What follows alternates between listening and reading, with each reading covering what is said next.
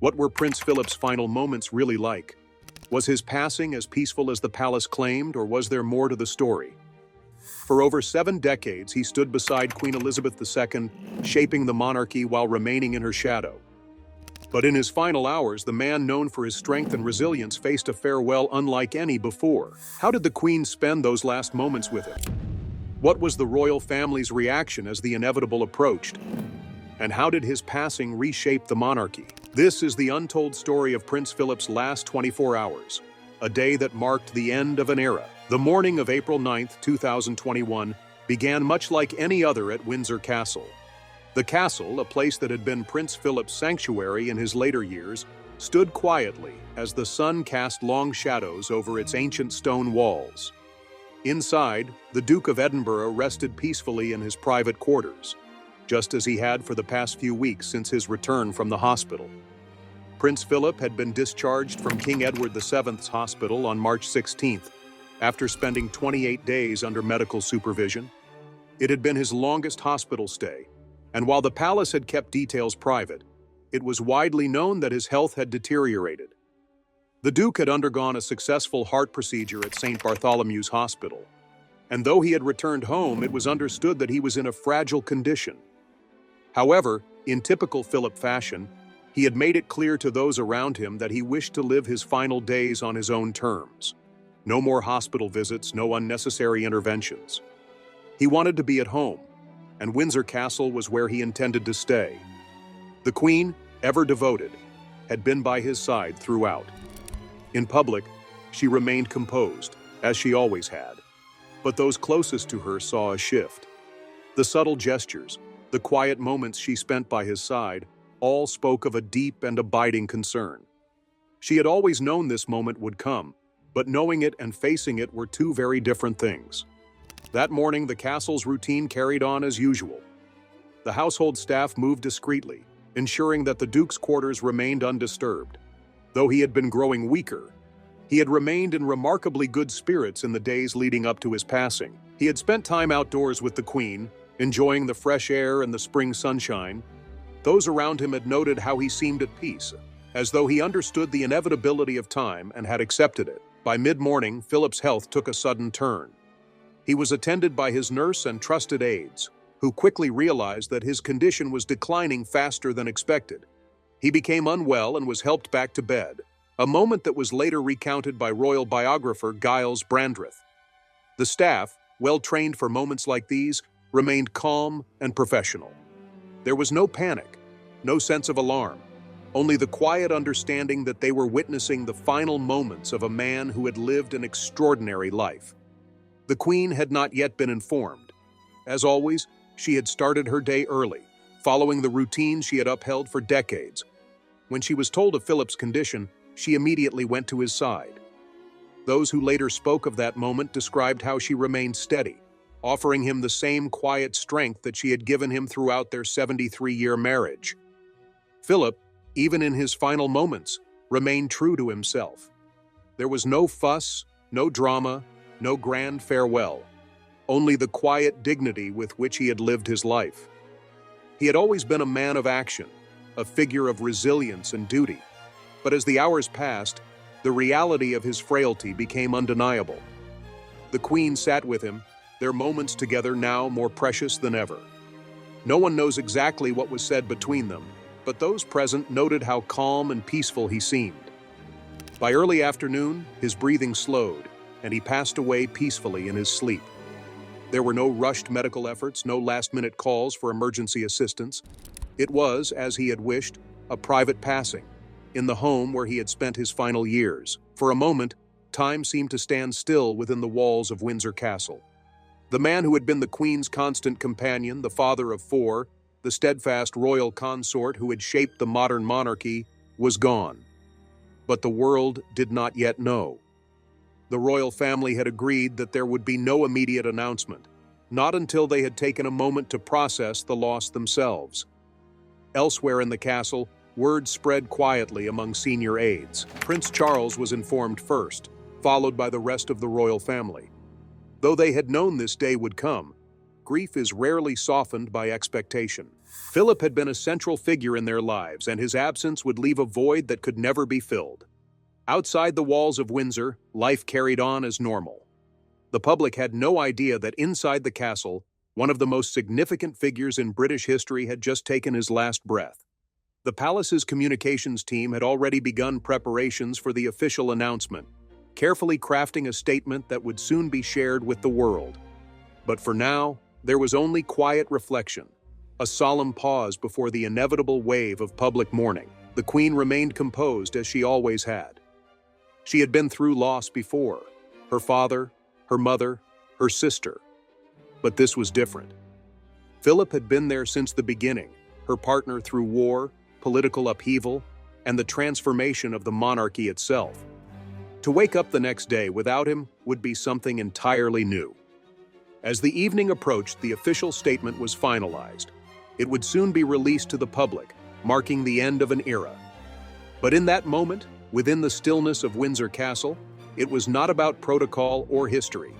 It was about a woman who had just lost her husband, and a family who had just lost its patriarch. The world would know soon enough. Windsor Castle remained eerily silent in the hours following Prince Philip's passing. The atmosphere was heavy, not just with grief, but with the quiet understanding that life inside the royal household had changed forever. Though he had withdrawn from public duties years earlier, his presence within the family had been unwavering. Even in his final years, when he had grown frail and moved at a slower pace, he was still the same Philip, sharp, direct, and unfiltered in his opinions. Now he was gone, and with him, an era had come to an end. The Queen had always been composed, never one to display her emotions openly. Those close to her knew that she had long prepared for this moment, yet no amount of preparation could truly soften the loss of a partner of more than 73 years. She remained in her private quarters for some time, away from the immediate formalities that would soon follow. Elsewhere in the castle, the household staff moved with solemn efficiency. They had served him for decades, witnessing both his lighter moments and his more difficult days. Now their duty had shifted, preparing for what was to come while maintaining the dignity that Philip had always demanded. Word of his passing had now reached every senior member of the royal family. Prince Charles, who had been the first to be informed, was already in quiet reflection. Though their relationship had not always been the easiest, there was no denying the deep respect Charles held for his father. Philip had been a man of discipline, often pushing his children to be strong, self-reliant, and capable. He had been particularly tough on Charles, knowing that one day he would be king. Now, as Charles sat with the weight of this loss, he understood his father in a way he perhaps never had before. Princess Anne, always known for her pragmatic nature, absorbed the news with quiet sorrow. Of all the royal children, she had arguably been the closest to Philip. They shared the same sense of duty, the same no-nonsense approach to life. Her father had always admired her resilience, and in many ways, she had inherited his unshakable determination. She had spent a great deal of time with him in his final years, especially during the long months of lockdown, when the Duke and the Queen had lived in near isolation at Windsor. Now, with him gone, she felt a deep sense of loss, but, in true Philip fashion, refused to dwell on it outwardly. As the day moved forward, discussions turned to what came next. The public had not yet been informed, but plans had already been set in motion. Operation Fourth Bridge, the meticulously crafted protocol for the Duke's passing, was about to be implemented. The palace's senior aides carefully reviewed the process, ensuring that everything would unfold exactly as planned. There was no room for uncertainty, no space for error. This was not just the passing of a royal. This was the passing of a man who had been at the center of the monarchy for more than 7 decades. At 6 p.m, the moment arrived. Buckingham Palace released the official statement, simple yet powerful. It is with deep sorrow that Her Majesty the Queen announces the death of her beloved husband, His Royal Highness the Prince Philip, Duke of Edinburgh. His Royal Highness passed away peacefully this morning at Windsor Castle. The announcement was followed by a deep sense of stillness. Across the country, television broadcasts were interrupted, news anchors dressed in black as they shared the solemn news. In London, the Union Jack was lowered to half-mast over Buckingham Palace, signaling a day that would be remembered in history. The gates of the palace quickly became a place of pilgrimage, with mourners gathering to leave flowers, notes, and tributes. Though the Duke had specifically requested a low-key farewell without excessive ceremony, the impact of his passing was undeniable. For more than 70 years, he had been a constant figure beside the Queen, embodying service and duty. His military background, his dedication to countless charities, and his sharp, sometimes controversial humor had made him a complex but deeply respected figure. The tributes poured in from around the world. The Prime Minister, Boris Johnson, addressed the nation, acknowledging the Duke's immense contribution to public life. Leaders from the Commonwealth, presidents, prime ministers, and even monarchs from other royal families sent their condolences. Each message reflected the same sentiment. Prince Philip had been a man of duty, of integrity, and of deep devotion to both his wife and his country. Inside Windsor, the Queen remained in quiet reflection. She had lived her entire adult life with Philip by her side, and now, for the first time in more than 7 decades, she was without him. Their relationship had been one of partnership, resilience, and understanding. He had always been her strength, her sounding board, the only person who could speak to her not as a queen, but simply as Elizabeth. Now, in the quiet corridors of Windsor, she faced a world without him. Preparations for his funeral were already underway. As per his wishes, it would not be a state funeral, but a ceremonial royal funeral at St. George's Chapel. His coffin would lie in the private chapel at Windsor Castle before being moved for the service. Due to the restrictions in place at the time, the ceremony would be smaller than what might have been expected for a figure of his stature. Only 30 people would be permitted to attend, a stark contrast to the grand state funerals of previous royal figures. By the end of the evening, the reality of his passing had begun to settle in. The public reaction was one of deep respect, but it was within the walls of Windsor Castle that the loss was felt most profoundly. The Queen, in keeping with her character, did not waver. She carried on with quiet strength, fulfilling her duties even in mourning.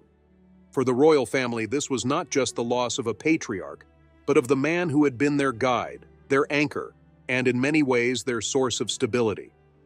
And for the Queen, it was the end of a partnership that had defined her reign. As the lights dimmed over Windsor Castle that night, there was no doubt that history had shifted. The Duke of Edinburgh was gone, but his legacy, one of duty, resilience, and unwavering loyalty, would live on. The days following Prince Philip's passing were marked by a quiet solemnity. Windsor Castle, which had always been a place of tradition and routine, now felt different. The absence of the Duke was profound, and though life within the royal household continued, there was an unspoken understanding that nothing would ever truly be the same. For Queen Elizabeth, the days moved forward with the same discipline she had upheld throughout her reign. She did not falter, did not break from her duties, even as she faced the first moments of her life without the man who had stood by her side for more than 7 decades. Grief, for her, was never something to be displayed. It was something to be carried quietly and with dignity. The preparations for the Duke's funeral were already underway. His wishes had been clear for years. He did not want a state funeral, nor did he want the kind of public spectacle that had accompanied past royal farewells. He had always believed in simplicity, in service over ceremony, and in making things as practical as possible. The arrangements, known as Operation Fourth Bridge, had been meticulously planned long before his passing, ensuring that everything would be carried out according to his wishes. Under normal circumstances, thousands would have gathered to pay their respects. The Duke had served the monarchy for more than 70 years, stood alongside the Queen through wars, political upheavals, and social change. He had shaped the modern role of the royal consort, carving out a position that had never truly existed before him. And yet in the end, his farewell would be far smaller than anyone had anticipated. The global pandemic had forced restrictions that affected every aspect of the funeral. The guest list was limited to just 30 people, a stark contrast to the grand processions and state ceremonies that had been seen in previous royal farewells. The Queen, ever practical, accepted these limitations without complaint. She understood that Philip would not have wanted a lavish send-off, and in many ways the simplicity of the arrangements suited him. Despite the reduced numbers, every detail was carefully considered. His coffin, draped in his personal standard, would be carried on a Land Rover that he himself had helped design. It was a fitting tribute to a man who had spent his life immersed in service, deeply connected to both the military and the practicalities of engineering. The ceremony would take place at St. George's Chapel, a location steeped in royal history, and would be attended only by immediate family. As news of the arrangement spread, the public mourned in their own way. Flowers began appearing outside royal residences left by those who wished to pay tribute but could not do so in person. Social media filled with messages of condolence, and television networks aired special programs recounting the Duke's extraordinary life. His dedication to the Queen, his military service, his sharp humor, each aspect of his legacy was remembered. Within Windsor Castle, the royal family gathered in quiet reflection. The Queen, as always, remained at the heart of it all, steady and composed. Prince Charles, now the patriarch of the family, took on a more visible role, stepping forward to support his mother in a way that had long been expected of him. He had always known this transition would come, but now that it had arrived, the weight of responsibility was undeniable. Princess Anne, her father's daughter, faced the loss with her characteristic strength. She had inherited his sense of duty, his no-nonsense approach to life, and it showed in the way she handled his passing. She had been close to him in his final years, sharing long conversations and ensuring that his wishes were respected. Now, as she prepared to say goodbye, she carried herself with the same quiet resilience that he had always admired. For Prince William and Prince Harry, the moment was deeply personal. Their grandfather had been a steady presence throughout their lives, guiding them in his own way. William, preparing for his future role as king, understood that this was a pivotal moment for the monarchy. Harry, despite the tensions that had arisen in recent years, returned to Britain to be with his family. The loss of their grandfather was not something that could be overshadowed by personal differences. As the day of the funeral approached, final preparations were made. The music, the readings, the military involvement, every aspect of the ceremony was carefully planned. The Duke had always valued efficiency, and there was no doubt that his farewell would reflect that. There would be no unnecessary grandeur, no elaborate speeches. It would be a service that honored his life in the way he had lived it, straightforward, dignified, and with a deep sense of purpose. When the sun set over Windsor Castle that evening, there was a moment of stillness. The days had passed quickly, filled with arrangements and responsibilities. But now, as the reality of the approaching funeral settled in, the loss felt even more profound. The Queen, alone in her private chambers, faced a world that looked the same but was forever changed.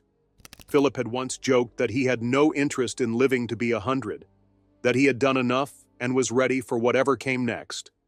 Now, as those who loved him prepared to lay him to rest, there was an understanding that while his physical presence was gone, his influence would never fade. His legacy was woven into the fabric of the monarchy, in the traditions he had shaped and the values he had upheld. The next day, the eyes of the world would be on Windsor, watching as the royal family gathered to say their final goodbyes. It would be a funeral unlike any other, marked not by grandeur, but by quiet dignity. And as the doors of St. George's Chapel opened, and the procession began, there would be one undeniable truth. Prince Philip, Duke of Edinburgh, had left behind a legacy that would endure long after the ceremony was over. The morning of April 17th, 2021 arrived with a quiet solemnity. The air was still, the atmosphere inside Windsor Castle heavier than usual. The day had come for the royal family to say their final goodbyes to Prince Philip, the man who had stood at the heart of the monarchy for more than 7 decades. The Queen, as always, carried herself with the unwavering composure that had defined her reign. She had spent the past week in quiet reflection, continuing with her daily duties despite the weight of grief pressing upon her. But today was different. Today was the day she would lay her husband to rest. The preparations had been meticulous, as they always were for royal occasions. But this was not a state funeral, not the grand event that had accompanied the passing of monarchs before him. It was a ceremonial funeral, one that reflected Philip's own wishes. He had never been one for unnecessary pomp, and he had made it clear that when his time came, he wanted things to be kept simple. At precisely 2:41 in the afternoon, the procession began. The Duke's coffin, draped in his personal standard and adorned with his naval cap and sword, was carried out into the courtyard of Windsor Castle. The Land Rover, which he had helped design years earlier for this very purpose, stood ready. It was a practical choice, a reflection of the man who had always valued function over formality. A small group of military personnel stood at attention, representing the various regiments and branches of the armed forces that Philip had served and supported throughout his life. The bands of the Grenadier Guards played as the procession moved forward, a stark but fitting tribute to a man who had dedicated so much of his life to military service. Behind the coffin, members of the royal family walked in step, their expressions solemn, their movements measured. Prince Charles, now the patriarch of the family, led the group, his grief evident but controlled. Behind him, Princess Anne, Prince Andrew, and Prince Edward followed, each reflecting the quiet dignity of the occasion. Further back, Prince William and Prince Harry walked side by side, separated by their cousin Peter Phillips. Much had been said about the tensions between the brothers in recent months, but today was not a day for personal differences. It was a day for family, for duty, for honoring the life of the man who had been their grandfather. Inside St. George's Chapel, the Queen sat alone. It was a striking image, one that would remain etched in the minds of many. The seating arrangements, dictated by the strict pandemic restrictions, meant that she could not be surrounded by her family, as she normally would have been. But at that moment, it was not just a matter of protocol, it was a reflection of her reality. For the first time in more than 70 years, she faced the world without Philip by her side. The ceremony itself was simple, just as Philip had wanted. The Archbishop of Canterbury led the service, offering prayers and reflections on the Duke's life and legacy. There were no long speeches, no excessive tributes, just words of gratitude, of remembrance, of acknowledgement for a life well lived. The music was chosen with care, each piece reflecting something personal about the Duke's journey. The choir, though small due to restrictions, sang with reverence. One of the most moving moments came with the playing of Eternal Father, Strong to Save, a hymn traditionally associated with the Navy, a nod to Philip's years of service at sea. Then came the final act, the one that signaled the true end of an era. As the coffin was lowered into the royal vault, the Dean of Windsor spoke the words of committal. It was a quiet, solemn moment, one that brought home the reality of the loss. Above in the chapel, the Garter Principal King of Arms proclaimed Philip's titles, a final recognition of the roles he had held throughout his life. It was a list that reflected a lifetime of service: Duke of Edinburgh, Earl of Merioneth, Baron Greenwich, a Knight of the Most Noble Order of the Garter, a Grand Master of the Order of the British Empire.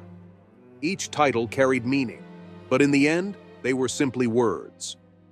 What truly mattered was the man himself, and the legacy he left behind. As the service drew to a close, the sound of the bagpipes filled the chapel. It was a fitting farewell for a man who had spent much of his life in Scotland, who had found peace in the solitude of Balmoral, who had always felt a deep connection to the rugged landscapes of the Highlands. Then, silence. A moment of reflection, of acknowledgement, of finality. Outside, the world continued on. The thousands who might have gathered in normal times were absent, watching instead from their homes as the ceremony unfolded on television. Across Britain, flags remained at half-mast, a silent tribute to the Duke's passing. For the royal family, the ceremony marked not just the loss of a patriarch, but the beginning of a new reality. Philip had always been the Queen's steadfast support, the man who had advised, challenged, and encouraged her.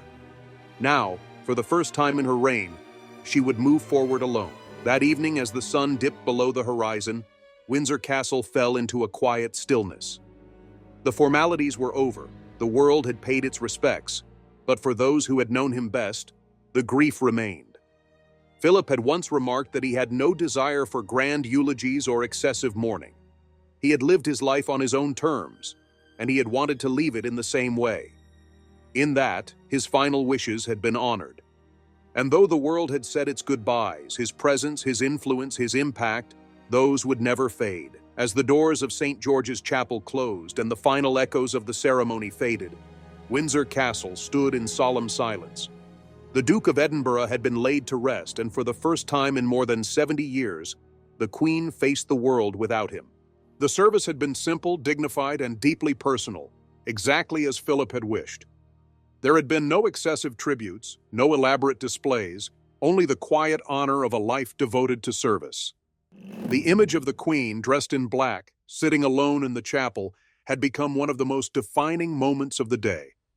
It was a stark reminder of the personal loss behind the public ceremony, the weight of grief that no title or royal duty could soften. In the days that followed, the royal household settled into an unfamiliar stillness.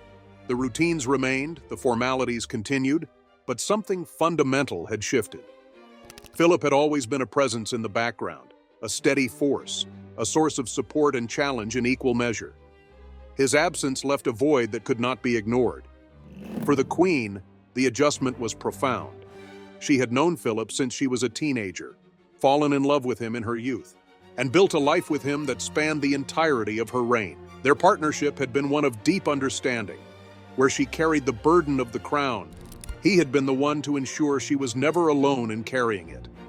Now, for the first time, she had to continue without him. Despite the grief, she did what she had always done. She carried on. Within days, she resumed her royal duties, meeting with officials, signing documents, continuing the work that had defined her life. It was not a distraction, nor was it avoidance.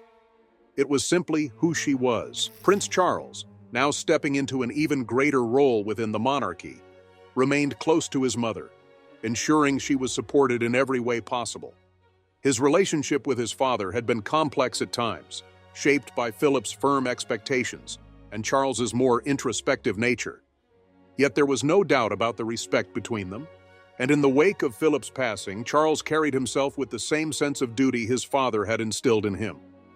For Prince William and Prince Harry, the funeral had been a rare moment of unity. Their grandfather had been a constant presence in their lives, guiding them with quiet authority, offering advice in his own direct manner. Despite their differences, the loss of Philip had brought them together, if only briefly. The world had watched as they walked behind his coffin, a reminder of the bond they once shared. Whether that bond could be mended in the long run remained to be seen, but for that moment they were simply two grandsons saying goodbye. Outside the walls of Windsor, the public mourning continued. Tributes poured in from across Britain and the Commonwealth. Stories emerged of Philip's impact, his commitment to the Duke of Edinburgh's award, which had shaped the lives of millions of young people, his work with the armed forces, his tireless efforts in conservation and innovation. For all the headlines he had made over the years with his sharp wit and occasional controversy, his legacy was one of duty and service. The Queen, in a rare public message, expressed her gratitude for the outpouring of support. Her words were brief, but they carried the weight of her loss. She thanked the nation for their kindness, acknowledging the comfort that had come from the tributes to Philip's life. As the days turned to weeks, Windsor Castle remained a place of quiet remembrance. The Queen spent much of her time there, surrounded by the familiar halls and gardens where she and Philip had shared so many moments. One of the final wishes Philip had made was that there be no lingering sense of prolonged mourning. He had never been one for dwelling on the past, always looking forward, always moving ahead. It was why, even in the wake of his passing, life within the monarchy continued as it always had. But there were small changes, signs that the loss had been deeply felt. The Queen, who had always relied on Philip's presence during engagements, was now accompanied more frequently by Charles, William, and other senior royals. The family had rallied around her, ensuring that she was never alone. And yet, for all the support, for all the strength she displayed, those closest to her knew the depth of what she had lost. The world had seen her at state banquets, at royal engagements, at moments of great historical significance.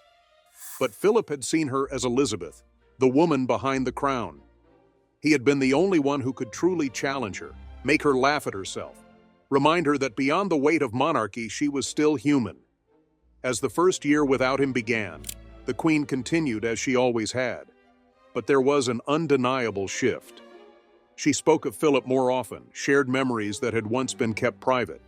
It was as if in his absence she wanted to ensure that his presence was never forgotten. His legacy was not just in the public records, in the history books, or in the grand tributes made in his name.